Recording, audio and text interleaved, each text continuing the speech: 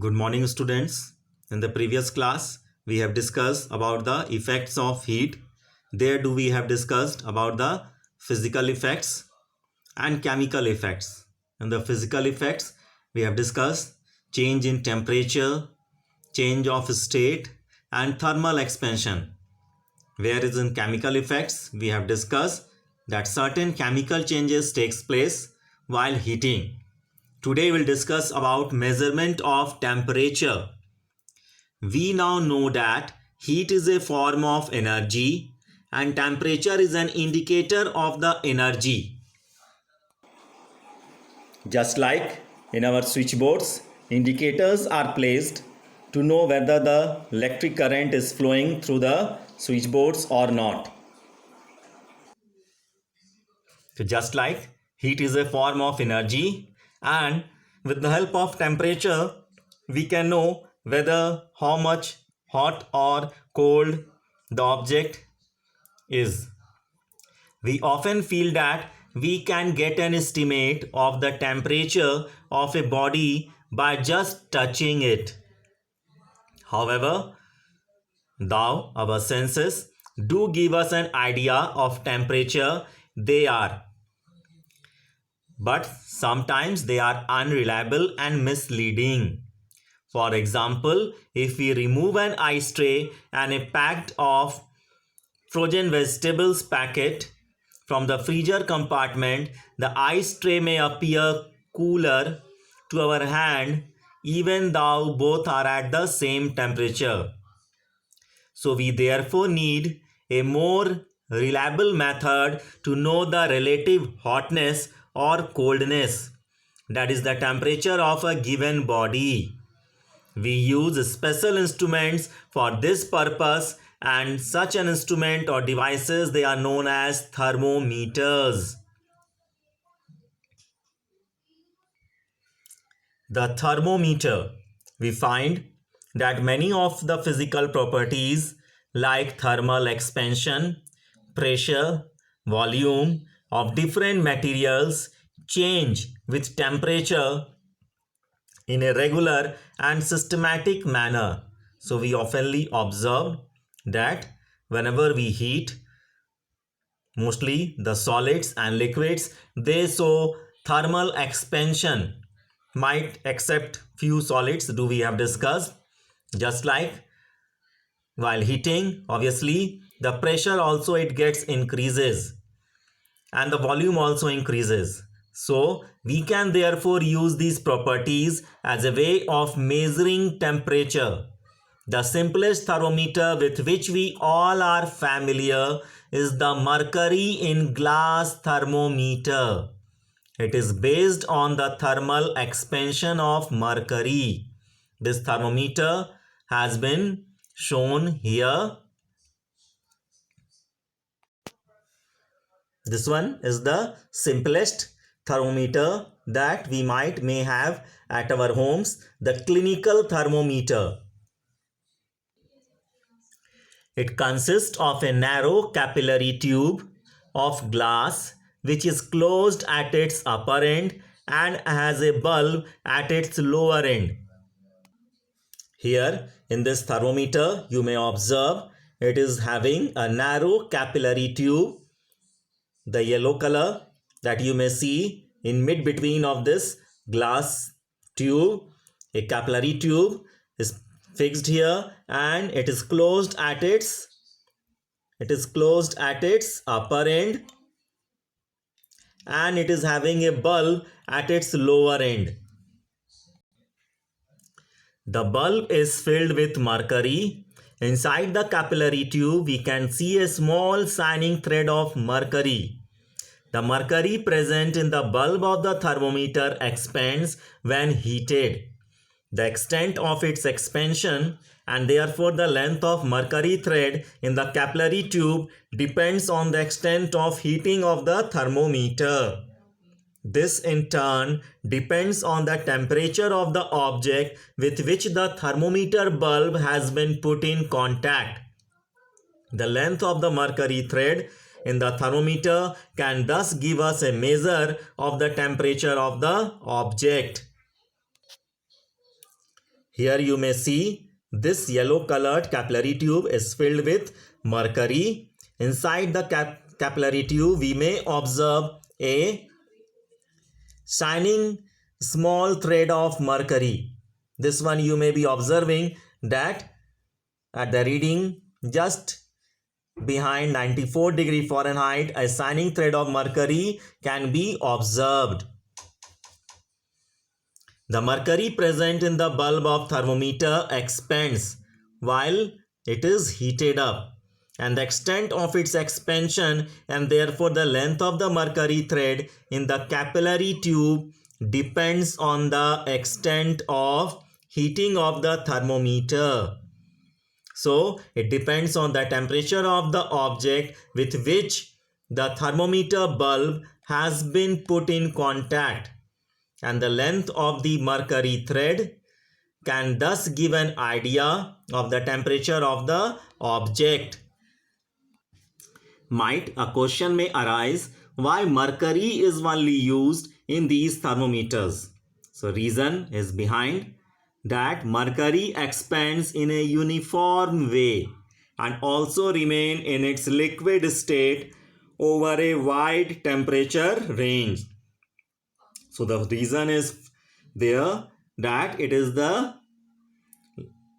in liquid condition over a wide range of temperature, and second reason is behind that it does not stick to the walls of the glass capillary tube. So it doesn't stick to the glass capillary tube, and the third reason is that it is a shining silvery liquid. It is easily visible. So it is because of these reasons that mercury is often used in ordinary thermometers. Next we'll discuss reading a thermometer. For measurement purpose, the temperature scale is calibrated to assign a numerical value to a given temperature. Depending on the purpose and use of a thermometer, two fixed reference points which are lowest temperature and the highest temperature are chosen. The difference in the temperature of the two fixed reference points is called the range of the thermometer, and the intervals between these fixed points is divided into an equal fixed number of divisions. Two scales that have been used in common purposes, which are Fahrenheit and the Celsius scale. Most of the countries now use the Celsius scale to measure the temperature of an object. Our school laboratory thermometer is one such thermometer. So now these days, two types of scales are used, which are Fahrenheit and Celsius. But most of the countries, they use Celsius scale readings. Do you know the temperature T in degree Celsius is equal to the temperature T in degree Fahrenheit, that is F minus 32 times 5 by 9. So we have to correlate with these two terms. We will see the expression as F minus 32 by 9 is equal to C by 5. Suppose if in Celsius scale the reading is given, it is 100 degrees Celsius, what would be the value in Fahrenheit scale? What we have to do? By putting the values in the given formula, F minus 32 by 9 is equal to C by 5. We have to put the value of centigrade here, that is 100. F minus 32 by 9 is equal to 100 by 5. We have divided 100 by 5. That will come up to 20. Again in the next line equation, F minus 32 by 9 is equal to 20. In the next line, this 9, F minus 32 would be 20 into 9. 20 into 9, that would be 180. F minus 32, it would be 180. In the next equation, we have written here, F is equal to 180 plus 32. So, the value of Fahrenheit, it would be 212 degree Fahrenheit. Means in 100 degrees Celsius, it would be 212 degree Fahrenheit in reading. So just like if in the question, if it is given that the reading is given in Fahrenheit, you have to convert it into centigrade scale. We have to just solve in the same way and we can deduce the result.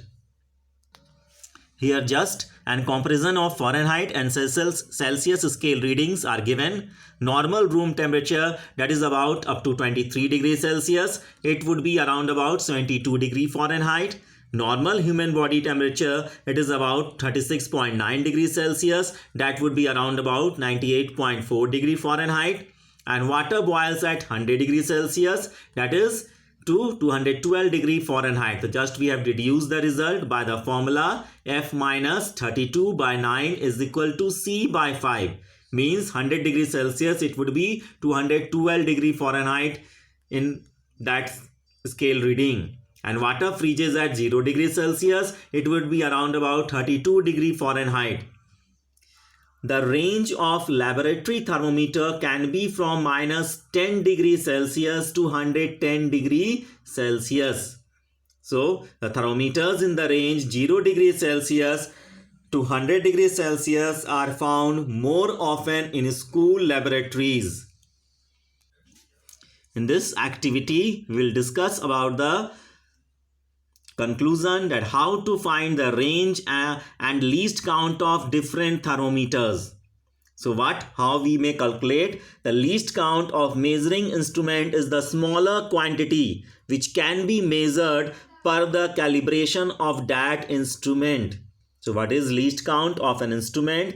That is equal to difference between two marked readings divided by the total number of divisions between them.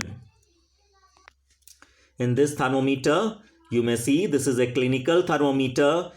On the above capillary tube, above part, you may see the reading is given in centigrade scale, and whereas in the below part it has been shown in the Fahrenheit scale. In the above part, you may see from the minimum 35 degrees Celsius up to maximum 42 degrees Celsius, the temperature could be measured. So what is the range of the thermometer? That is maximum temperature minus or subtracted the minimum temperature could be measured. That would be 42 degree minus 35 degrees Celsius. It would be coming up to 7 degrees centigrade.